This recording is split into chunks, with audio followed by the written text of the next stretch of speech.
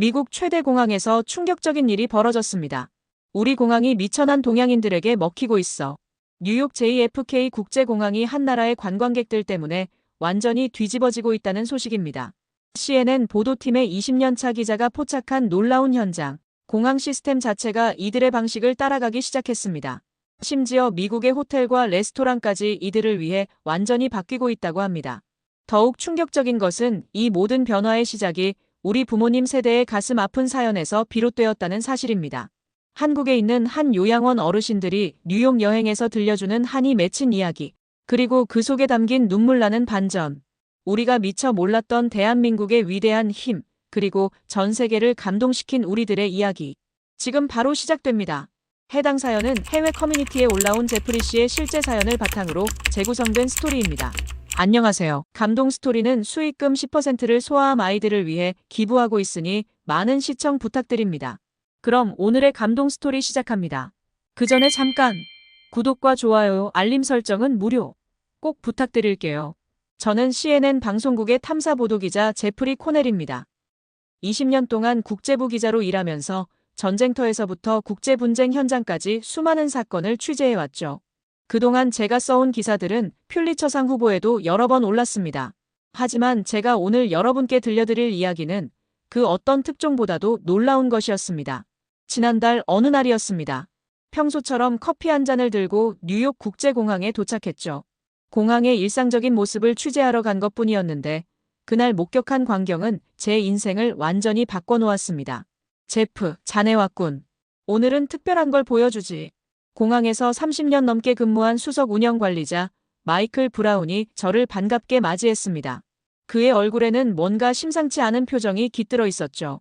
우리 공항이 변하고 있어. 아니, 정확히 말하면 변화를 강요당하고 있다고 해야 할까? 그것도 한국이라는 작은 나라 때문에 말이야. 처음에 저는 그의 말을 농담으로 받아들였습니다. 마이클, 자네도 요즘 젊은이들처럼 한국 드라마에 빠진 건 아니지? 그 BTS라는 걸 보고 있는 건 아닌가? 하고 농담 삼아 물었죠. 하지만 마이클의 표정은 더욱 진지해졌습니다. 직접 보여주겠네. 따라오게. 그가 저를 데려간 곳은 공항의 보안 검색대였습니다. 평소 같으면 혼잡하기 짝이 없는 시간대였죠. 실제로 미국인들과 유럽인들은 여전히 보안 검색대 앞에서 허둥지둥하고 있었습니다. 노트북을 꺼내는 것도 잊어버리고 벨트를 푸는 것도 뒤늦게 생각해내고 심지어 물병을 가방에 넣은 채로 검색대를 통과하려다가 제지당하는 사람들도 보였죠. 그런데 그때였습니다. 한 무리의 동양인들이 보안 검색대 앞에 도착했습니다. 저들을 보게. 한국인 관광객들 일색. 마이클의 말대로 그들은 달랐습니다. 마치 군대처럼 규율정연하게 움직였죠. 가방을 내려놓기도 전에 이미 노트북은 꺼내져 있었고 신발은 벗을 준비가 되어 있었으며 액체류는 이미 따로 분리되어 있었습니다. 30명이 넘는 단체였는데도 불구하고 그들이 보안 검색대를 통과하는 데에는 고작 10분이 채 걸리지 않았습니다. 놀랍지 않나? 그런데 이건 시작일 뿐이야. 마이클은 저를 공항의 다른 곳으로 안내했습니다. 체크인 카운터, 입국 심사대, 환승장. 가는 곳마다 한국인들은 남다른 모습을 보여주었습니다. 그들은 마치 공항의 모든 동선을 미리 외우고 온 것처럼 움직였죠. 이게 다가 아니라네. 한국인들은 우리 공항의 구조를 분석해서 최적의 동선을 만들어냈어. 심지어 우리 직원들도 모르는 효율적인 이동 경로를 찾아냈다고. 믿기 힘든 이야기였습니다. 제가 취재해온 그 어떤 나라의 여행객들도 이런 모습은 보여주지 않았거든요. 일본인들은 질서정연하다고 정평이 나 있지만 이 정도의 체계성과 효율성은 보여주지 못했습니다. 이런 현상이 언제부터였지? 코로나 이후부터일세. 한국인들이 다시 여행을 시작하면서부터 이런 변화가 시작됐어. 그들은 이제 공항을 자신들의 방식대로 바꾸고 있다네. 마이클의 설명은 계속되었습니다. 한국인들의 여행 방식은 단순히 효율적인 것을 넘어서 하나의 과학이 되어 있었죠. 그들은 비행기 도착 시간부터 입국 심사, 수화물 찾는 시간까지 모두 계산해서 움직였습니다. 심지어 공항 내 레스토랑의 분비는 시간대까지 피해서 일정을 짰다고 합니다. 이제 우리 공항도 한국인들의 방식을 따라가기 시작했네. 보안 검색대의 동선을 바꾸고 안내 표지판도 재배치하고 있지. 한국인들이 만들어낸 효율성을 우리가 배우고 있는 거야. 그날 저녁 사무실로 돌아온 저는 깊은 생각에 잠겼습니다. 20년 동안 국제부 기자로 일하면서 저는 늘 서구 중심적인 시각으로 세상을 바라봐왔습니다. 아시아의 작은 나라인 한국이 미국의 거대 공항 시스템을 변화시키고 있다니 이건 분명 대단한 사건이었죠. 이건 단순한 여행 문화의 차이가 아니야. 뭔가 더 큰 것이 있을 텐데. 그렇게 저의 한국인 여행객 추적이 시작되었습니다. 당시에는 몰랐습니다. 이 취재가 제 인생에서 가장 흥미진진한 이야기가 될 거라는 사실을요. 그리고 그 과정에서 제가 얼마나 큰 편견에 사로잡혀 있었는지도 말입니다. 공항에서 목격한 특별한 광경 이후 저는 본격적으로 취재를 시작했습니다. 먼저 뉴욕타임스의 데이터베이스를 뒤져 한국인 관광객들에 대한 과거 기사들을 찾아보았죠. 놀랍게도 2010년대 초반까지만 해도 한국인들은 그저 단체 관광객이라는 틀에 갇혀 있었습니다. 아니, 이렇게 큰 변화를 아무도 주목하지 않았다는 게 말이 되나? 제 의문은 깊어졌습니다. 마침 그날 저녁 뉴욕의 유명한 기자 클럽에서 동료 기자들과 만나기로 했었죠. 20년 넘게 국제 뉴스를 다뤄온 베테랑들이었습니다. 분명 그들은 뭔가 알고 있을 거라 생각했습니다. 여러분, 혹시 최근 한국인 관광객들의 변화에 대해 들어보셨나요? 제가 이 질문을 던졌을 때 동료들의 반응은 제가 예상한 것과는 완전히 달랐습니다. 제프, 자네 갑자기 케이팝에 빠진 건 아니지? 월스트리트 저널의 선임 기자인 토마스가 웃으며 말했습니다. 그러게 말일세. 요즘 젊은이들 사이에서 한국이 인기라지만 우리가 다루기엔 너무 가벼운 주제 아닌가? BBC 특파원 출신인 마이클도 거들었죠. 그들의 반응을 보며 깨달았습니다. 제가 20년 동안 가지고 있던 편견, 그것은 제 혼자만의 것이 아니었던 거죠. 서구 언론인들 대부분이 한국이라는 나라를 여전히 작은 아시아의 나라 정도로만 인식하고 있었습니다. 그래도 난 자네 이야기가 궁금하네. 도대체 뭘 발견했길래 그러나? 워싱턴 포스트의 리사가 관심을 보였습니다. 저는 공항에서 목격한 장면들을 하나하나 설명했습니다. 한국인들의 체계적인 움직임, 그들이 만들어낸 효율적인 시스템, 그리고 그로 인해 변화하고 있는 공항 운영 방식까지. 흥미롭군요. 리사가 진지한 표정으로 말했습니다. 사실 저도 비슷한 경험이 있어요. 지난달 로스앤젤레스 공항에서 취재할 때였죠. 한국인 관광객 단체가 입국장에서 수화물을 찾는 모습이 인상적이었어요. 다른 승객들은 컨베이어 벨트 앞에서 혼란스러워하는데 그들은 마치 무언가 시스템이 있는 것처럼 움직이더군요. 리사의 말을 듣고 저는 직감적으로 깨달았습니다. 이건 뉴욕 공항만의 특별한 현상이 아니었던 겁니다. 다음 날 아침, 저는 곧바로 취재 계획을 세웠습니다. 미국의 주요 공항들을 돌아다니며 한국인 관광객들의 움직임을 관찰하기로 한 거죠. 하지만 그 전에 해야 할 일이 하나 있었습니다. 안녕하세요. 혹시 통역사를 소개받을 수 있을까요? 뉴욕의 한인 커뮤니티 센터에 전화를 걸었습니다. 한국인들을 제대로 이해하려면 그들과 직접 대화를 나눠야 한다고 생각했거든요. 그리고 그곳에서 저는 뜻밖의 인물을 만나게 됩니다. 제가 도와드리겠습니다. 제 이름은 사라 김입니다. 전화 너머로 들려온 목소리의 주인공은 한국계 미국인 2세였습니다. 하버드 대학교에서 관광학을 전공하고 현재는 뉴욕 시립대학교에서 강의를 하고 있다고 했죠. 그녀와의 만남은 제 취재의 결정적인 전환점이 됩니다. 제프리 씨, 한국인들의 여행 문화는 단순한 효율성의 문제가 아니에요. 거기에는 더 깊은 이야기가 있답니다. 사라의 말은 제 호기심을 자극했습니다. 그녀는 제게 충격적인 사실을 알려주었죠. 한국의 여행 문화가 어떻게 시작되었는지, 왜 그들이 그토록 체계적인 시스템을 만들어내게 되었는지, 그리고 그 뒤에 숨겨진 아픈 역사까지. 그건 우리 부모님 세대의 이야기에서 시작됩니다. 1980년대 한국인들이 처음으로 해외여행을 자유롭게 할 수 있게 되었을 때 사라의 이야기를 들으며 저는 제가 얼마나 큰 오만에 사로잡혀 있었는지 깨닫기 시작했습니다. 그리고 이제 저는 이 이야기를 제대로 파헤쳐야겠다고 결심했습니다. 한국인들의 여행 문화 속에 숨겨진 진실을 찾아내기 위해 저의 진짜 여정이 시작된 것입니다. 다음 날 아침, 저는 사라가 알려준 맨해튼의 한 카페에서 그녀를 다시 만났습니다. 이번에는 놀랍게도 그녀의 어머니도 함께였죠. 박영숙 여사는 1980년대 초반 한국의 한 여행사에서 일했던 분이셨습니다. 그때는 정말 힘들었죠. 한국인들이 처음으로 자유롭게 해외여행을 할 수 있게 된 시기였거든요. 박영숙 여사의 목소리에는 깊은 감회가 묻어났습니다. 1989년 한국 정부가 해외여행 자유화 조치를 내렸을 때의 이야기부터 시작됐죠.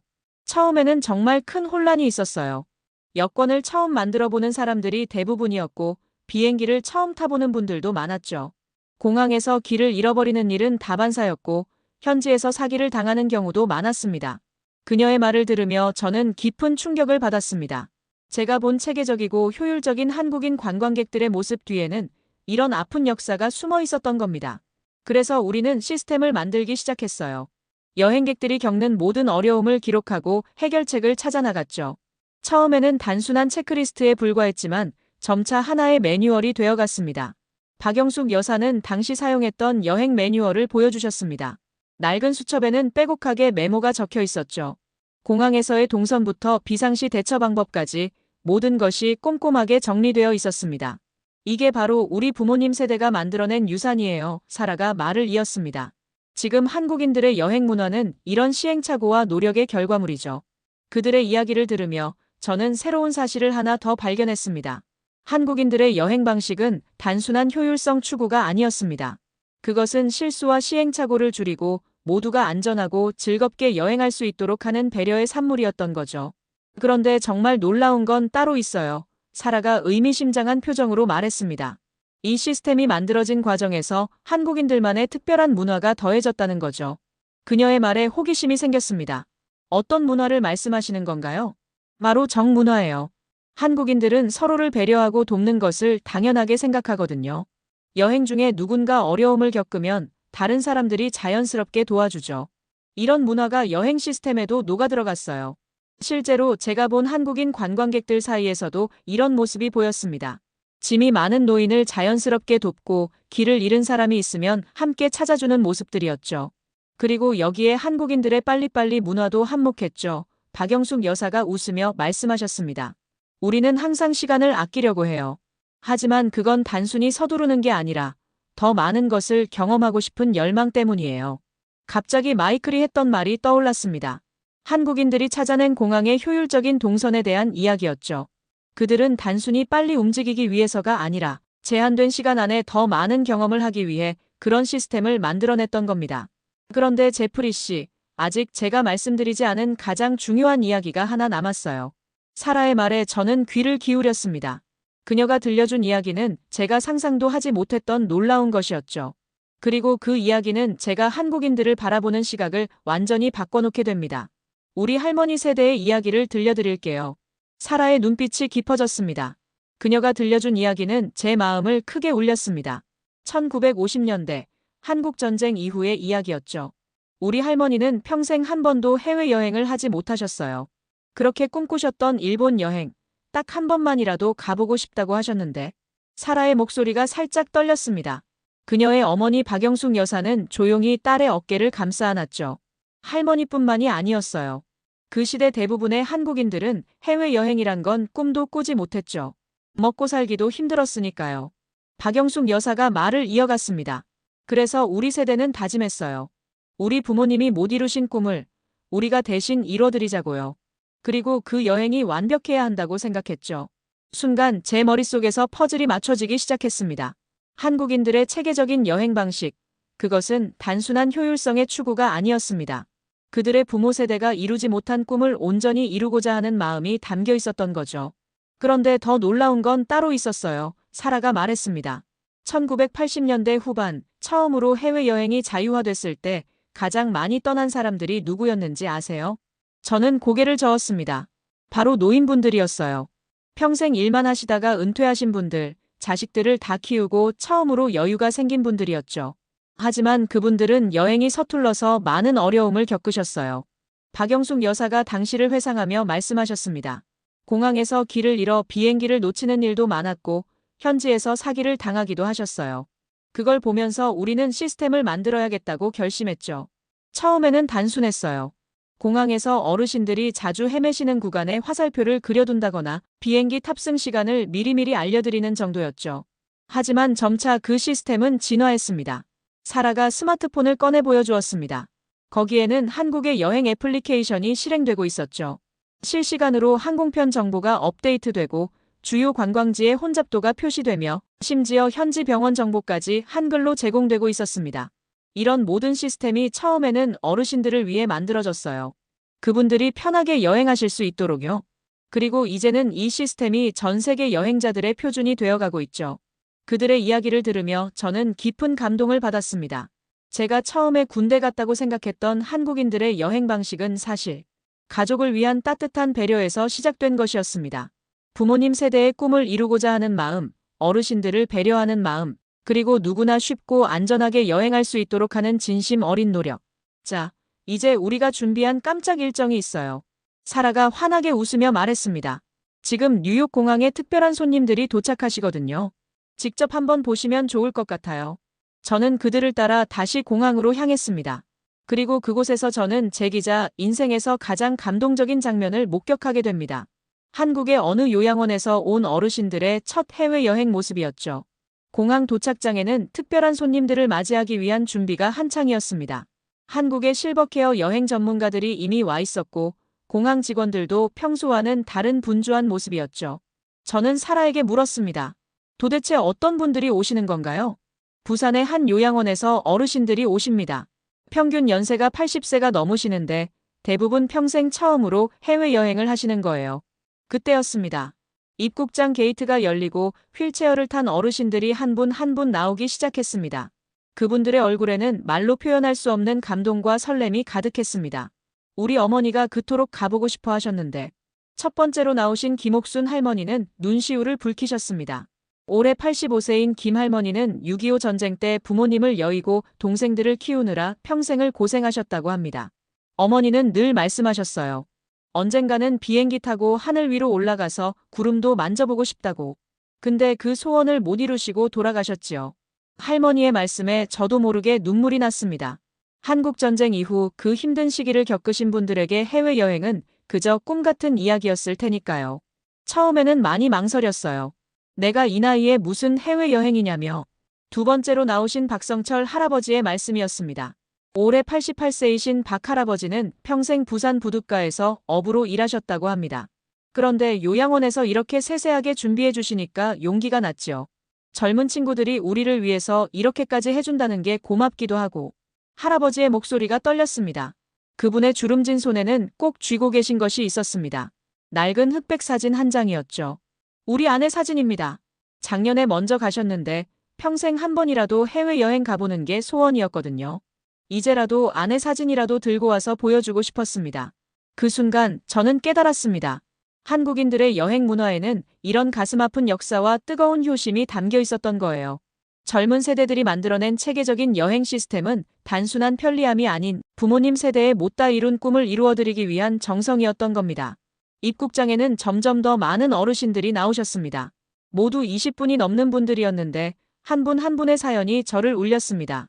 평생 농사만 지으시다 처음으로 해외여행을 오신 분, 돌아가신 배우자와 함께 가기로 약속했던 여행을 혼자 오신 분, 손자에게 외국 이야기를 들려주고 싶어서 오신 분. 특히 인상 깊었던 것은 이분들을 위한 세심한 준비였습니다. 한국의 실버케어 전문가들은 어르신들의 건강 상태부터 식사 시간까지 모든 것을 체크하고 있었고, 심지어 현지 병원과의 연계 시스템까지 갖추고 있었죠. 이제 우리도 할 수 있다는 걸 보여주고 싶었어요. 마지막으로 입국하신 이명숙 할머니의 말씀이 특히 기억에 남습니다. 우리 세대는 늘 안 된다, 못한다는 말을 들으며 살았어요. 하지만 이제는 달라요. 우리 아들, 딸 세대가 이렇게 좋은 세상을 만들어줬으니까요. 할머니의 눈시울이 붉어졌습니다. 그리고 저도 모르게 따라 울컥했죠. 그토록 비판적이었던 제가 이제는 이분들의 여행에 깊은 감동을 받고 있었으니까요. 자, 이제 진짜 특별한 순간을 보여드릴게요. 사라가 저를 바라보며 말했습니다. 그리고 그날 저녁, 저는 제 기자 생활 20년 동안 보지 못한 가장 아름다운 장면을 목격하게 됩니다. 어르신들을 태운 버스가 맨해튼으로 향하는 동안 저는 특별한 광경을 목격했습니다. 창밖으로 보이는 마천루를 바라보시는 어르신들의 눈빛이 마치 어린아이처럼 반짝였습니다. 평생 텔레비전에서만 보던 뉴욕의 풍경을 직접 보시는 거죠. 아이고, 저기 보이는 게 자유의 여신상인가요? 김옥순 할머니가 떨리는 목소리로 물으셨습니다. 저는 얼른 설명을 드렸죠. 네, 맞습니다. 1886년에 세워진 자유의 여신상이에요. 우리 막내가 늘 얘기하던 그거네. 엄마, 꼭 한번 가보자고 했었는데. 할머니의 눈가에 눈물이 고였습니다. 알고 보니 할머니의 막내 아들은 10년 전 암으로 세상을 떠났다고 합니다. 생전에 어머니를 모시고 뉴욕 여행을 가는 게 소원이었다고 하시네요. 이제야 와보네, 이제야.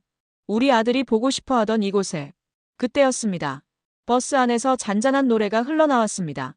알고 보니 실버케어 전문가들이 준비한 깜짝 이벤트였습니다. 1970년대 한국에서 유행했던 뉴욕 제과점 노래였죠. 어머, 이 노래! 박성철 할아버지가 감격스러운 표정을 지으셨습니다. 젊었을 때 아내와 자주 듣던 노래인데 그때는 뉴욕이 저 멀리 별나라 같았지요. 이렇게 직접 오게 될 줄은 꿈에도 몰랐습니다. 버스 안은 금세 노래를 따라 부르는 어르신들의 목소리로 가득 찼습니다. 그 순간만큼은 모든 분들이 젊은 시절로 돌아간 것 같았죠. 첫 목적지는 센트럴파크였습니다. 봄꽃이 만발한 공원에서 어르신들은 특별한 시간을 보내셨습니다. 실버케어 팀이 준비한 휠체어는 마치 작은 왕좌 같았고 공원의 모든 시설은 어르신들을 위해 특별히 정비되어 있었죠. 우리 동네 공원하고는 너무 다르네요. 이명숙 할머니가 감탄하셨습니다. 근데 저기 보이는 나무는 우리나라 느티나무하고 비슷하네. 우리 동네에도 저런 나무 있었는데. 할머니의 말씀에 다른 어르신들도 고개를 끄덕이셨습니다. 머나먼 뉴욕에서도 고향의 정취를 느끼시는 모습이 참 인상적이었습니다. 점심시간 더욱 특별한 순간이 찾아왔습니다. 뉴욕의 한인 2세 셰프들이 준비한 특별한 식사가 기다리고 있었거든요. 미국식 한식이라고 할까요?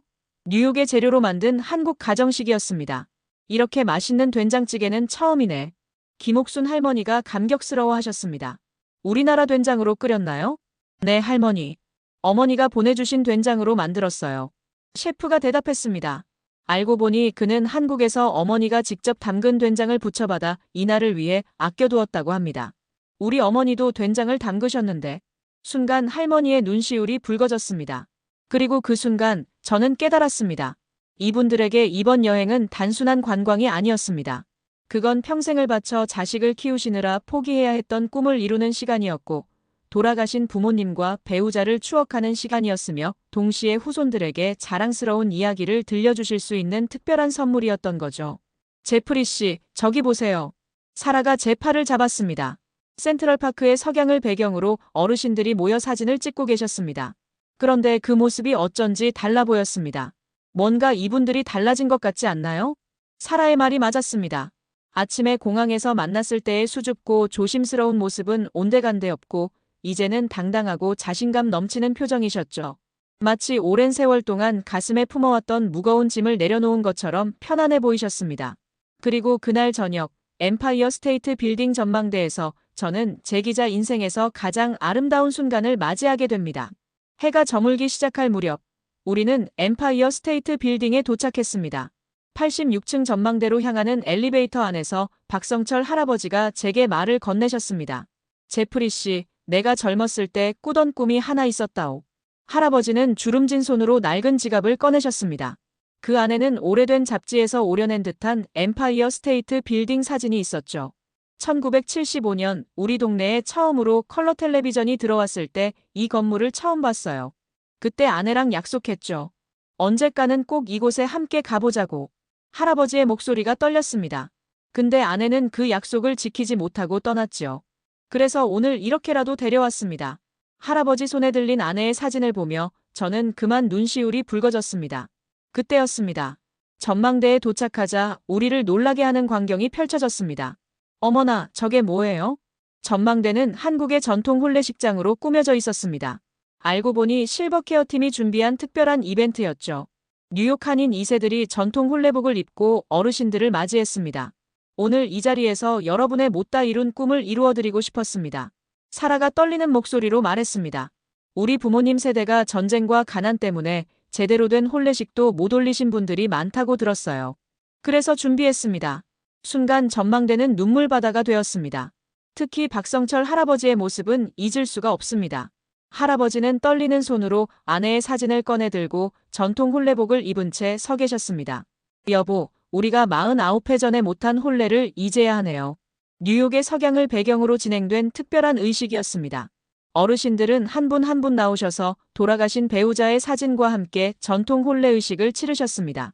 그 순간 전망대는 마치 시간이 멈춘 것처럼 고요했습니다. 우리 어머니가 늘 그러셨어요. 김옥순 할머니가 눈물을 닦으며 말씀하셨습니다. 진짜 부자는 돈이 많은 게 아니라 추억이 많은 거라고. 오늘 이렇게 값진 추억을 만들어주니 이제 저도 부자가 된 것 같네요. 해가 완전히 저물고 뉴욕의 야경이 우리를 감쌌습니다. 그때 이명숙 할머니가 조용히 제 옆으로 다가오셨습니다. 제프리 씨, 우리 세대는 평생 자식들 뒷바라지하느라 우리 자신의 꿈은 미뤄두고 살았어요. 근데 이제 보니 우리의 꿈이 자식들 세대에서 이렇게 아름답게 피어나고 있더군요. 할머니의 말씀에 깊은 울림이 있었습니다. 한국인들의 여행 문화에는 이런 세대를 넘어선 사랑의 힘이 담겨 있었던 겁니다. 부모님의 못다 이룬 꿈을 기억하는 자식들의 마음, 그리고 그 꿈을 이뤄드리기 위해 만들어낸 놀라운 시스템까지. 자, 이제 마지막 순서가 남았습니다. 사라가 환한 미소를 지으며 말했습니다. 그리고 그때 엠파이어 스테이트 빌딩의 첨탑이 갑자기 태극기의 색으로 물들기 시작했습니다. 붉은색과 파란색의 빛이 뉴욕의 밤하늘을 수놓았죠. 이걸 어떻게? 제가 놀라서 물었습니다. 사라는 자랑스럽게 설명해 주었습니다. 뉴욕시청에서 특별히 허가해 주셨어요. 오늘이 한국전쟁 참전 용사의 날이거든요. 그 순간 저는 모든 것을 이해할 수 있었습니다. 오늘의 여행은 단순한 관광이 아니었습니다. 그것은 한 세대의 한과 눈물을 치유하는 시간이었고 다음 세대의 사랑과 정성이 만들어낸 기적이었던 겁니다. 다음 날 아침, 저는 뉴욕 공항에서 어르신들을 배웅했습니다. 공항에는 특별한 손님들이 기다리고 있었죠. 뉴욕에 사는 한인 2세, 3세 자녀들이 할머니, 할아버지들을 마중 나온 것입니다. 할머니, 정말 대단하세요. 이제 할머니가 저희보다 더 멋진 뉴욕 여행을 하셨네요. 한 청년이 김옥순 할머니를 부둥켜 안으며 말했습니다. 알고 보니 그는 뉴욕에서 공부하고 있는 할머니의 손자였죠. 할머니는 손자의 등을 쓰다듬으며 눈시울을 붉히셨습니다.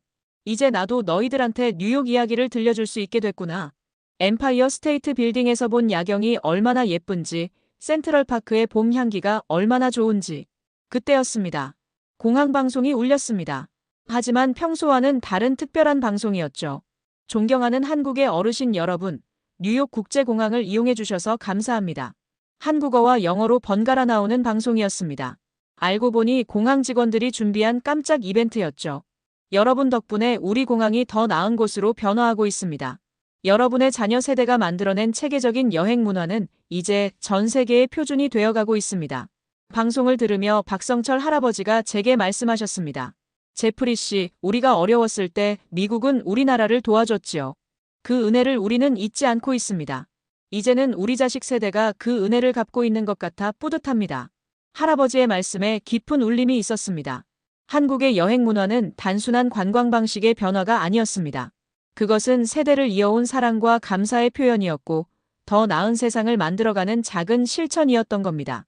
그리고 마침내 저는 제 기사의 마지막 문장을 완성할 수 있었습니다.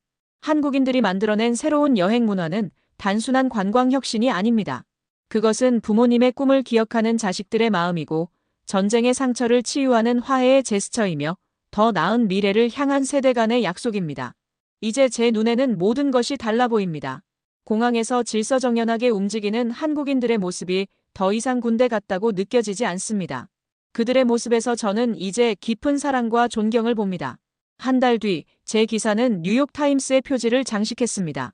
한국인들이 바꾸어 놓은 세계 여행의 미래라는 제목의 이 기사는 전 세계의 주목을 받았죠. 그리고 특별한 소식도 들려왔습니다.